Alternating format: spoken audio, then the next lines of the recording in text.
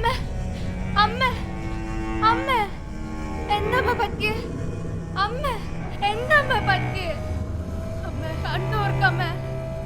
അമ്മ എനിക്ക് പേടിയാവുന്നു. അമ്മ ഒന്ന് കണ്ണോർക്കമ്മ. അമ്മ എന്താ പറ്റിയേ?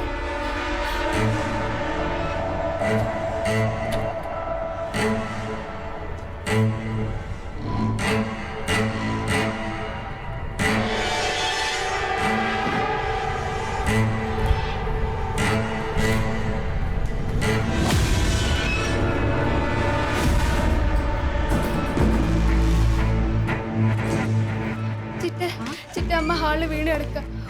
ഒന്ന് വരൂ മോളെ. ഡോക്ടറെ, ഉമ്മച്ചിക്ക് എന്തോ പറ്റിയിട്ടുണ്ട്, ഒന്ന് വന്ന് നോക്കാവോ? ഒരു മിനിറ്റ്.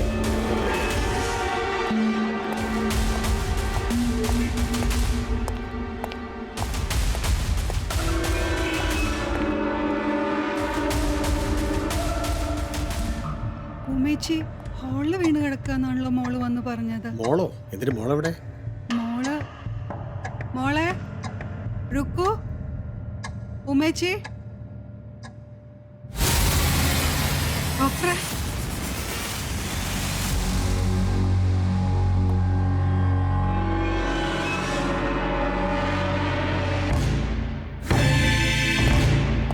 മോള്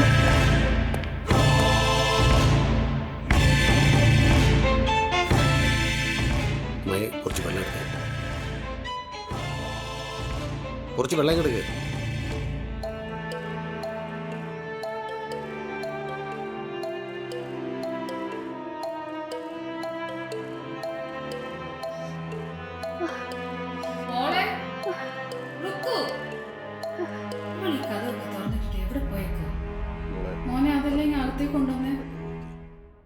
മായ ഇവിടെ ഉണ്ടായിരുന്നോ?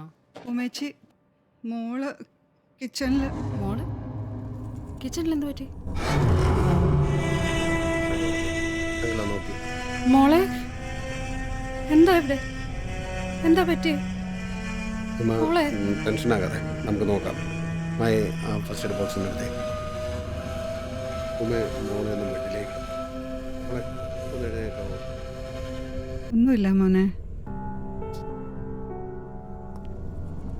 ഡോക്ടർ, മോക്ക് എന്താ പറ്റി? ആദ്യം മോളെ ബെഡിലേക്ക് എടുത്താം. മോളെ സൂക്ഷിച്ച്. ഉമ്മ ഒന്നും പിടിച്ചേ. പതുക്കെ സൂക്ഷിച്ച് പതുക്കെ ഇരുന്നേ. ഡോക്ടർ എങ്ങനെ ഇതറിഞ്ഞു? മായയാണ് എന്നോട് പറഞ്ഞത്. പക്ഷെ മായ എങ്ങനെ അറിഞ്ഞു എന്നുള്ളത്? എന്താ പറ്റിയ കുഞ്ഞെ? എങ്ങനെയാ ഞാൻ നിന്നെ എങ്ങനെ തന്നെ വീട്ടിൽ ഇരുത്തിയിട്ട് പോന്നേ?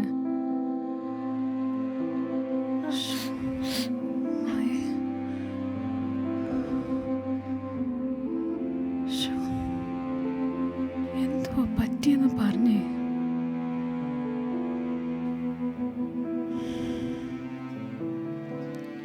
എന്താ മോളെ സത്യത്തിൽ സംഭവിച്ചത്? അത് പെയിന്റ് ബ്രഷ് എടുക്കാൻ സ്റ്റൂഡിന്റെ മേളിൽ കയറിയപ്പോ സ്റ്റൂളിൽ സ്ലിപ്പായി പോയതാ. പേടിക്കാനൊന്നുമില്ല. വോമിറ്റിങ്ങോ മറ്റോ ഉണ്ടെങ്കിൽ നമുക്കൊന്ന് ഹോസ്പിറ്റൽ വരെ പോകാം. എന്തായാലും മോളെ റെസ്റ്റ് എടുക്കട്ടെ.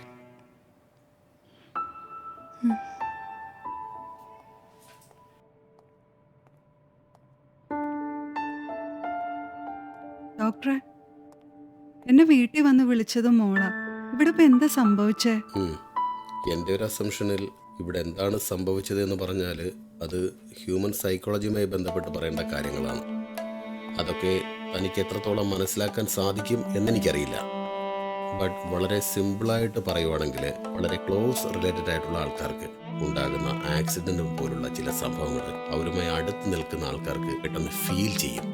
ഇവിടെയും ഏതാണ്ട് അതുപോലൊക്കെ തന്നെയാണ് സംഭവിച്ചത്. താനുമായി ഏറ്റവും കൂടുതൽ അടുപ്പമുള്ള ആത്മബന്ധമുള്ള മോൾക്കുണ്ടായ അപകടം തനിക്ക് ഫീൽ ചെയ്തു. അത്രയേ ഉള്ളൂ. ഓക്കെ, ശരി.